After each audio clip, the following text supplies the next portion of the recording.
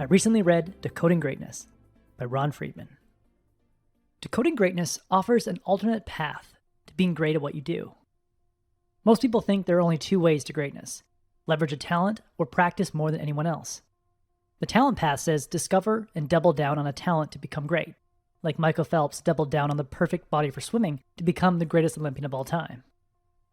The practice path says put in thousands of hours of intense, feedback-rich, deliberate practice in a field you want to excel in, and you will find greatness. But there's a third way to attain greatness: reverse engineer greatness. Every example of greatness in sport, art, or whatever field you're in contains a hidden blueprint for greatness. A code that, if discovered, will save you many hours of practice and allow you to leap past people who are more talented than you. Start reverse engineering greatness by collecting examples of greatness, then using various techniques to decode greatness and discover an underlying blueprint for greatness. Let me show you exactly how to do that. First, collect examples of greatness. Most masters were collectors of other master works. David Bowie collected records. Julia Child collected cookbooks. Director Quentin Tarantino spent so much time consuming movies that his local video store hired him as its resident film expert to advise other customers. Van Gogh had more than 1,000 Japanese prints to his name, despite being incredibly poor his whole life. Award-winning chef Michelle Bernstein tells aspiring master chefs to spend whatever money they have on eating at great restaurants so they can expose themselves to greatness. In the book, Friedman says, studies indicate that simply consuming examples with an underlying structure leads you to detect their patterns, even when you're not consciously trying to learn a thing. Psychologists call this implicit learning. Start your journey to greatness by collecting examples of greatness. The more examples you collect, the more likely you'll see a pattern unfold. If you were to collect Billboard Top 100 songs, you'd probably detect that danceable songs with happy lyrics and a 4x4 time structure routinely occupy the list. Or if you're a director and collect blockbuster films, you might notice that scripts with a broad cast of characters, little to no vulgarity, and a strong, compelling nemesis is a blueprint for many blockbuster movies. Start collecting examples of greatness by creating a greatness library. If you're a marketer or writer, start a Google Doc and capture the greatest headlines you've encountered or the greatest openings to articles. If you're a stand-up comic or aspiring podcaster, start an audio library with clips of the greatest jokes you've ever heard or the greatest interviews you've ever listened to. If you want to make great videos, create a great list playlist on YouTube that inspire you to make videos of your own. After you amass a collection of great work, be like the hero in your favorite heist movie and use special techniques to crack the code to the vault of greatness. Step 2. Decode great work. Decoding great work requires uncovering an underlying structure to great work. The key, Friedman says, is to look beyond what is evident on the surface and find a hidden structure that reveals both how an object was designed and, more important, how it can be recreated. Here are 3 effective techniques you can use to uncover hidden blueprints to greatness. Technique number 1, copyworking. When acclaimed author Joe Hill was in a writing rut, he put his book aside and started copying pages from his favorite book, The Big Bounce by Elmore Leonard. Every day for 2 weeks, Hill wrote out the first 2 pages of Leonard's book, sentence by sentence, to get a feel for Leonard's rhythm and the way he wrote dialogue. After 2 weeks of copying, Hill found his own rhythm and resumed writing his thriller. Hill learned this technique from his father, Stephen King. Start copyworking to decode master works by studying an exceptional piece of work or a remarkable performance and recreating it from memory. Copyworking will teach you the stylistic tendencies and organizational decisions of the greatest people in your field, alive or dead. If you're an aspiring athlete, study and mimic the practice routine of your favorite athlete to get a feel for how they prepare for competition. As you copy their movements from memory, ask yourself, how does this contribute to greatness?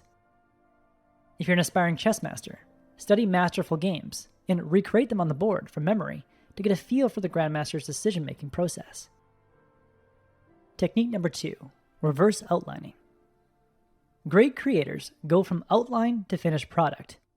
So your job is to work your way back from a finished product to an outline.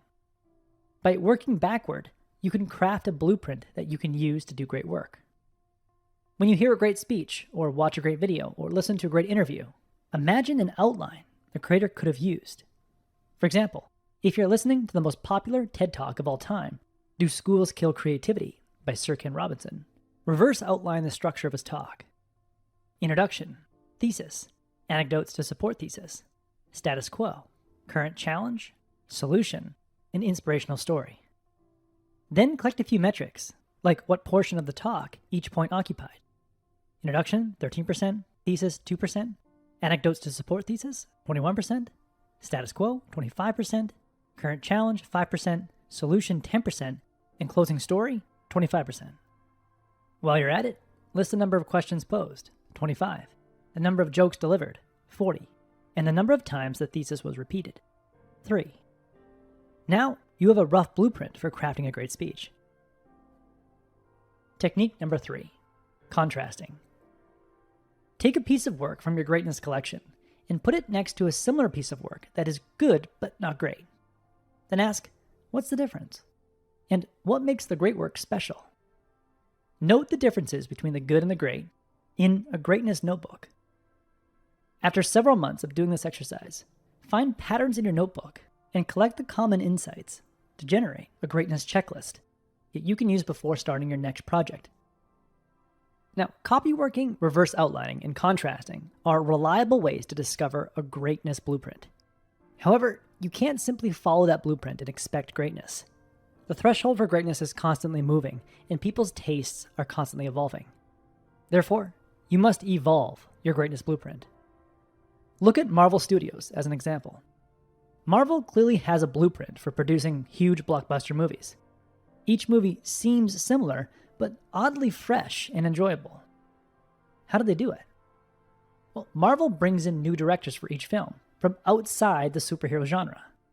That's why Thor Ragnarok was way funnier than Thor The Dark World, because The Dark World was directed by a Game of Thrones alumni, and Ragnarok was directed by an improv comic. Do something similar to Marvel Studios to add freshness to a greatness blueprint by leveraging outside influences. You could do this by hiring new contractors and working with different team members, or spending time with people who are great in different fields and incorporating insights that you gain from them into your work, or always seeking a broad range of experiences and skills that you can bring into your work in unexpected ways. In the end, reverse engineer your way to greatness by collecting examples of greatness, and then decode those examples with copyworking, reverse outlining, and contrasting.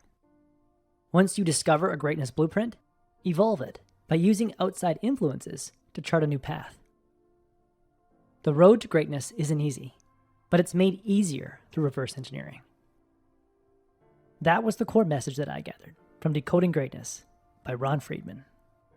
This might be the best book I've read this year. I highly recommend it. If you would like a one-page PDF summary of insights that I gathered from this book, just click the link below and I'll be happy to email it to you. If you already subscribe to the free Productivity Game email newsletter, this PDF is sitting in your inbox. If you like this video, please share it. And as always, thanks for watching, and have yourself a productive week.